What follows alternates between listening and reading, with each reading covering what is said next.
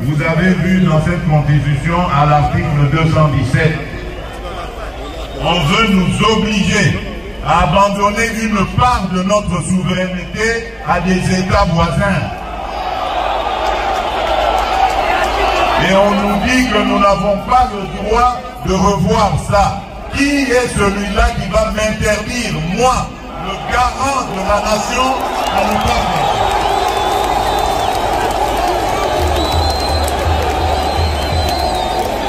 Je vous confirme encore ce que j'avais dit à Kisangani. L'année prochaine, je vais réunir une commission de Congolaises et de Congolais bien pensants qui sont issus de plusieurs disciplines et dont l'objectif sera de revoir cette constitution. Leurs propositions vous seront présentées à vous, peuple congolais, d'abord à travers vos élus, et si cela est nécessaire, nous consulterons la population, le peuple congolais, pour qu'il décide de lui-même s'il doit s'arrêter à la révision ou carrément aller au changement de la Constitution. Et personne, vous avez entendu, personne ne changera mon avis sur cette question. Je ne suis pas venu à la tête du Congo pour m'éterniser au pouvoir et pour faire souffrir mes compatriotes. Jamais. Tout ce que je fais, tout ce à quoi je pense, c'est au bonheur de mes compatriotes, au développement de mon pays. Parce qu'un jour, je vais devenir ex-président et je vais vivre dans ce pays auprès des miens. Je voudrais circuler dans toutes les provinces, aller et venir avec ma famille, avec mes amis et rencontrer mes compatriotes dans toute la République démocratique du Congo et en toute paix. Et c'est ça que je suis en train de préparer pour nos générations futures.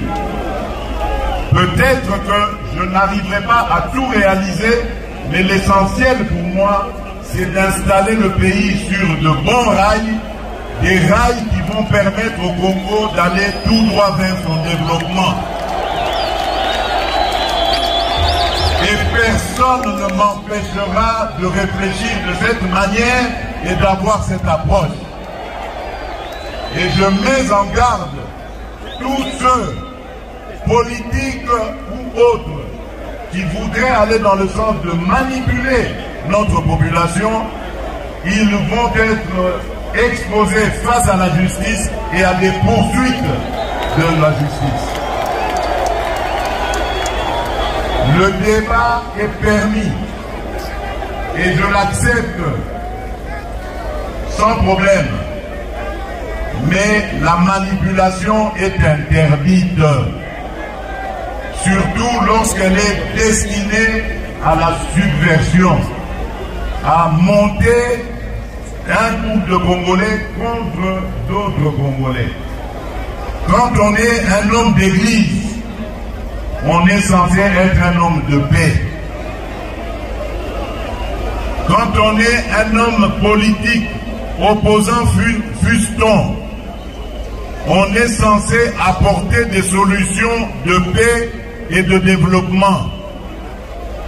On ne peut pas manipuler ses compatriotes pour les amener à se déchirer, voire même à s'entretuer. Ce sont des choses que je combats et que je combattrai toute ma vie. Je n'ai pas commencé à combattre le tribalisme seulement quand je suis devenu président de la République. J'ai combattu le tribalisme avant d'être président de la République. Ce n'est pas quand je suis devenu président que j'ai commencé à combattre l'injustice. J'ai commencé à combattre l'injustice depuis mon enfance, depuis avant même que je ne sois président de la République.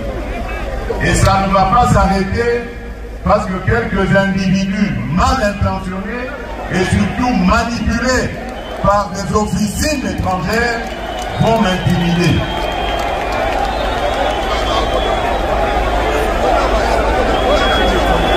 Voilà batoto ya Katanga, batoto ya Lubumbashi, batoto ya Haut-Katanga, ce que j'avais à vous dire en peu de mots.